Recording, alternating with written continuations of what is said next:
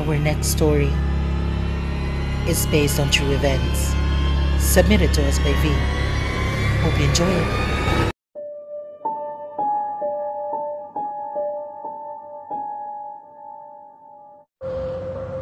Pangarap ko lang naman noon, makatapos ng pag-aaral.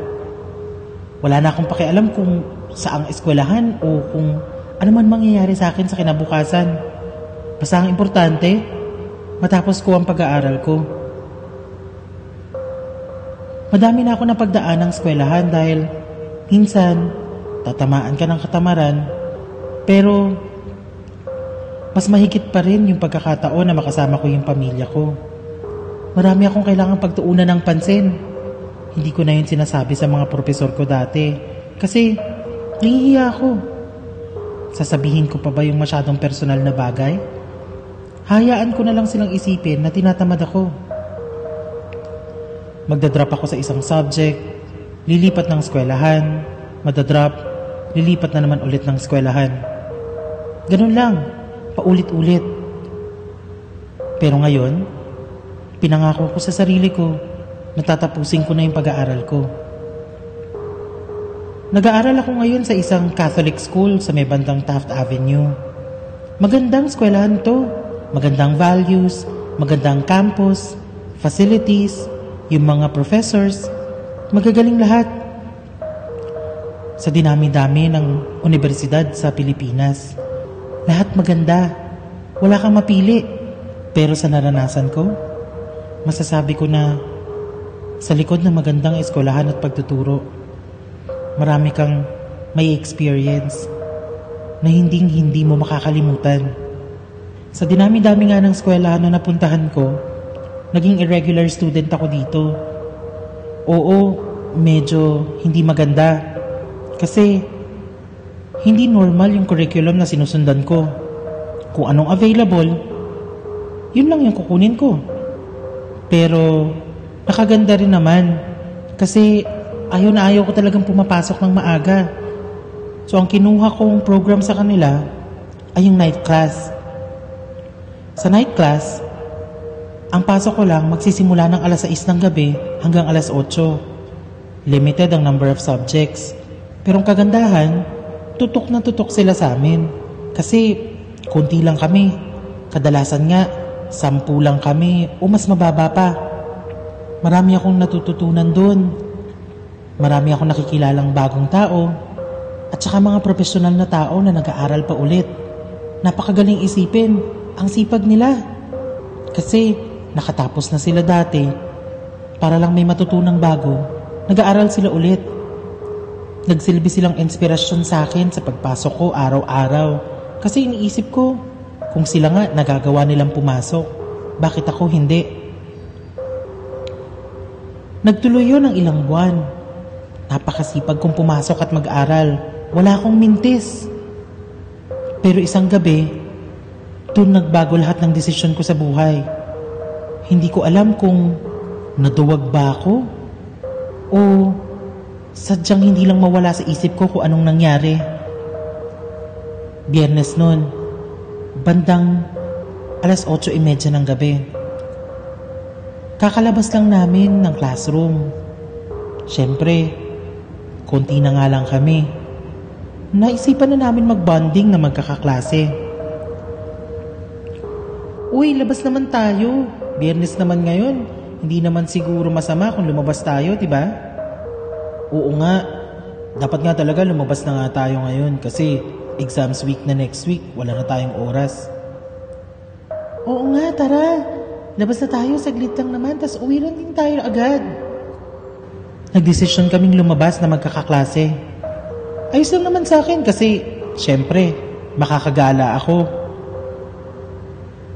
Yung setup ng eskwelahan namin, parang paikot kasi yung mga classroom. Tapos, may garden sa gitna. Napakaganda ng garden na yon. Alagang-alaga talaga siya. Malalago ang mga halaman, may mga statwang magaganda, at syempre, yung history ng school nandoon.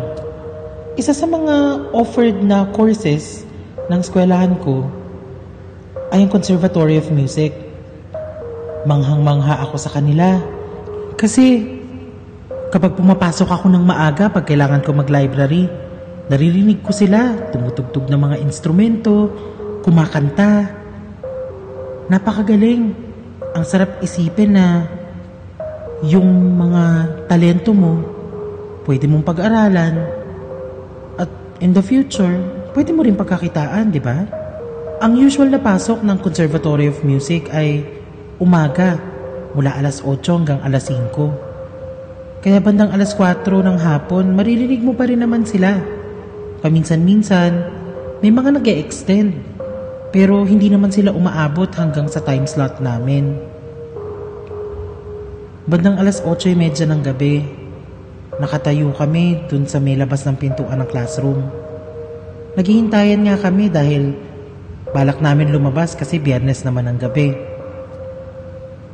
May mga bleachers dun sa tapat ng garden kaya nag-decide yung isa sa amin na pumunta dun at dun na lang kami hintayin. Hoy, halika na, sundan na lang natin siya, dun na lang tayo sa may mga bleachers. Upo lang muna tayo dun habang naghihintay.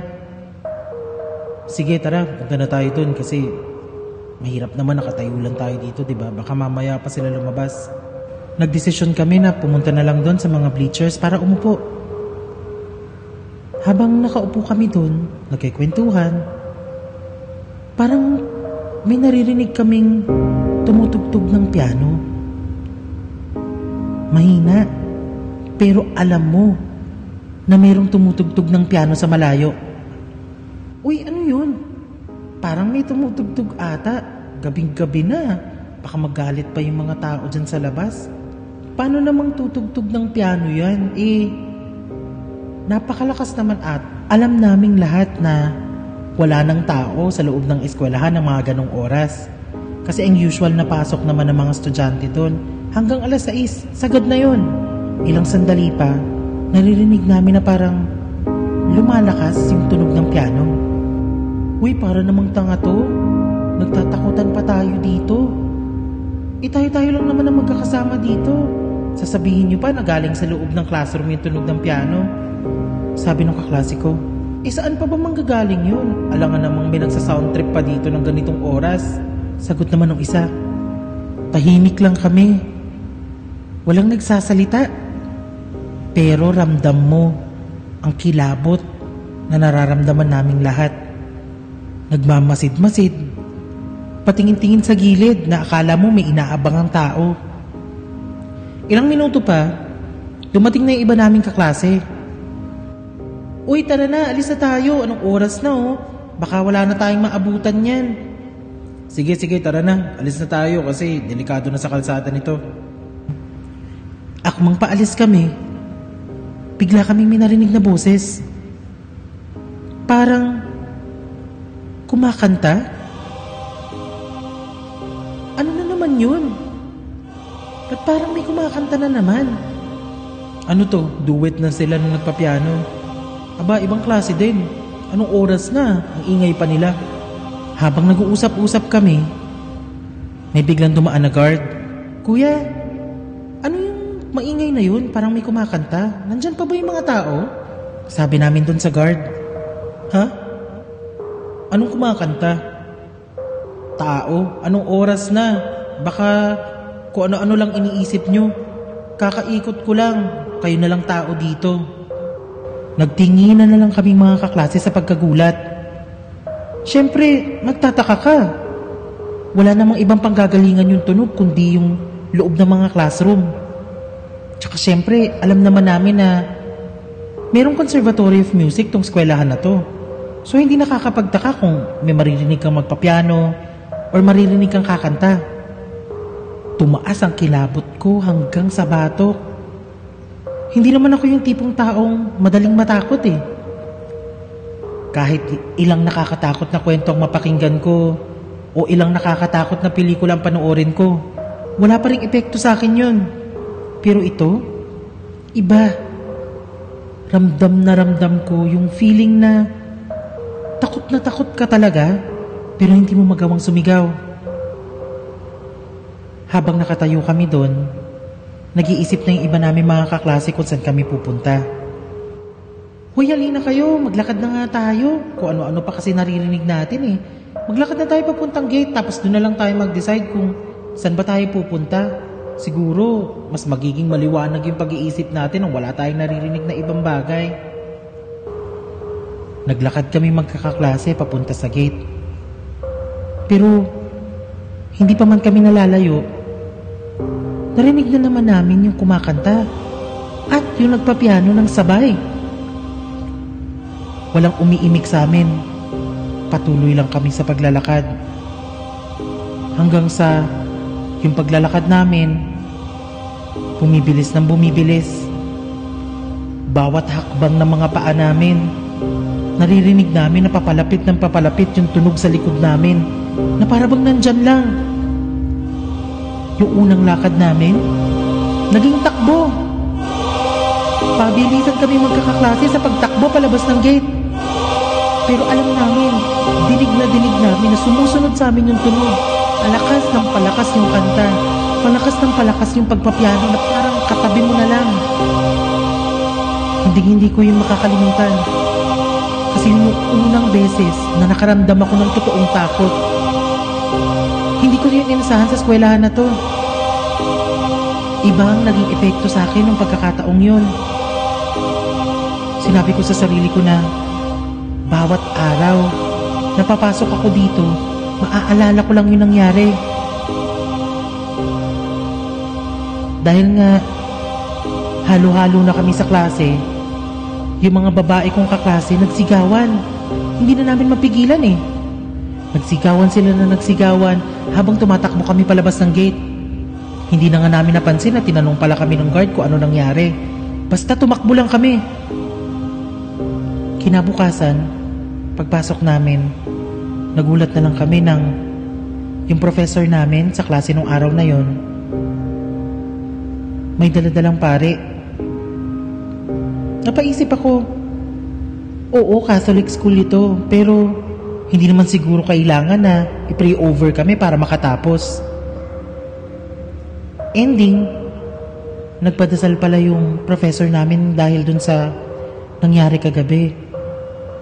Nalaman pala ng mga admin na nagtakbuhan kami. Ang pinagtatakan ko, mukhang hindi pala to ang unang pangyayari.